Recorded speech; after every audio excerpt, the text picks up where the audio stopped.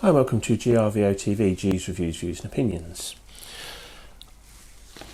I like a bargain, and this is my first new camera of 2016. And you might be surprised to see that it's actually an older generation to the cameras that I've got. It's the Panasonic Lumix G6. Now, the most impressive thing about this is that since the Panasonic Lumix G7 came out, which I've got here, and the GX8, which I'm recording on, the price for the G6 has virtually plummeted, which is often the way. You know, if you buy an older generation camera, you're going to get it much cheaper, but there's much cheaper, and there's what I paid for this. So anyway, you know I don't like doing unboxings particularly. You get the usual thing, there's a battery, and I didn't get it with the zoom, with the lens. I just bought it body only, but it comes with a battery, a charger, a strap, a couple of leads, and that's about it, all the usual things. The nice thing about this is it's the same battery and charger as my G7 and the GX8, so I've now got spare chargers and batteries, and everything works with everything, so that's really handy to have. I've got it here with the lens that I already had, the Panasonic 12-35 2.8 Pro lens, and it suits it really nicely. Now, the reason I bought this camera is because I want a dedicated camera purely for my YouTube videos. The reason being, I want it set up in the video mode, all the settings as I want them, sitting on the tripod most of the time. It's just going to be there, so I don't have to do anything. I just literally put a card in, press record, and I'm away, sort of thing. I wasn't worried about 4K, otherwise I would have gone for the G7, and I didn't have the money to buy that. I mean, this G7 is my partner's, and I don't really want to keep using it for my YouTube videos, so I wanted my own dedicated video camera. So I only record in generally 1080p, because at the moment the computer that I have, even though it's a MacBook Pro, if you're editing 4K files, it becomes a bit cumbersome, and I'm not really seeing any major benefit from that. It's nice to have now and again, but I can always do that with my GX8 if I need to, but predominantly all my videos I'll do in 1080.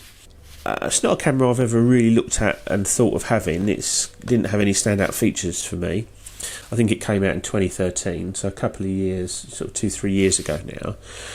But the reason I bought this one, because it was, I'm waiting for it, £125, which I don't know what that is in dollars, so it's probably about $160, something like that. But £125 for the body only, in mint condition, with the say charger, battery, it's all boxed.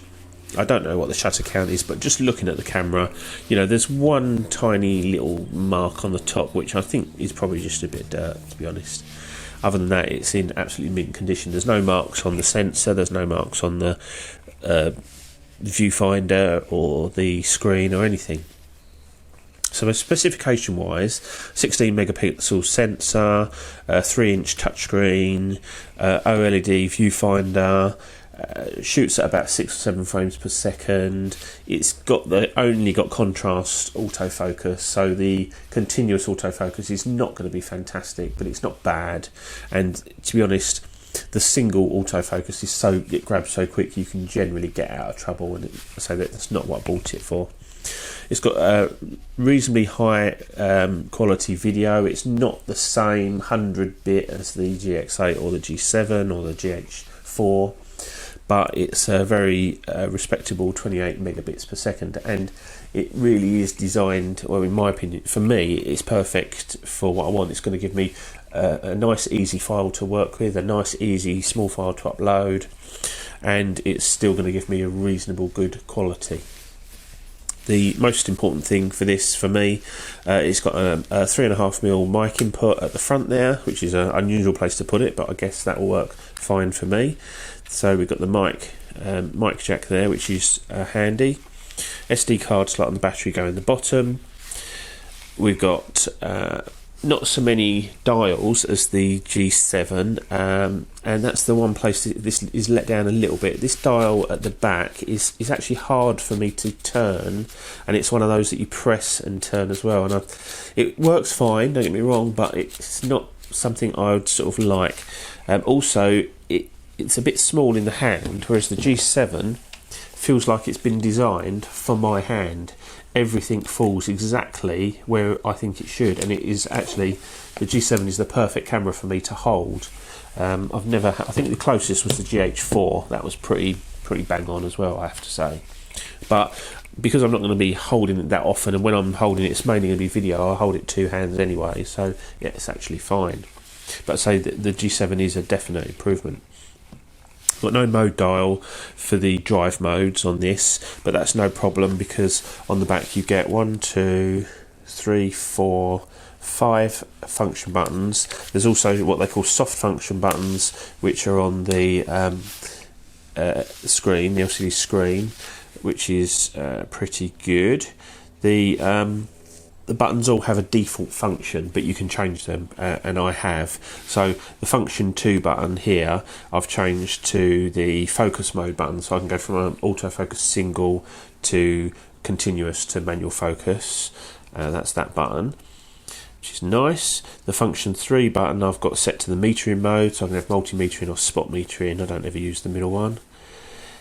And the function 4 button, which was the Wi-Fi button, I've set for photo style, so I can change to black and white or a different sort of scene mode, if you like. And the reason I don't like that is the Wi-Fi button is because if you accidentally press it, it sort of hangs the camera for a little while it's going through the Wi-Fi thing. And I've moved the Wi-Fi button onto one of the soft keys on the LCD, so it's not one I'm accidentally going to press.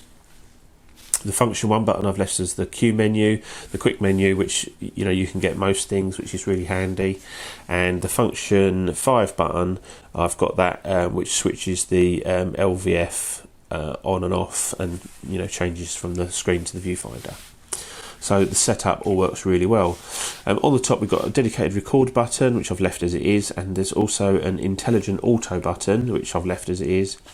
And if you press that, it just goes into IA mode, and there's 2 different modes. There's like a completely auto, and there's one you can adjust, like the brightness. I think you can change that function of that button as well, which I might look into.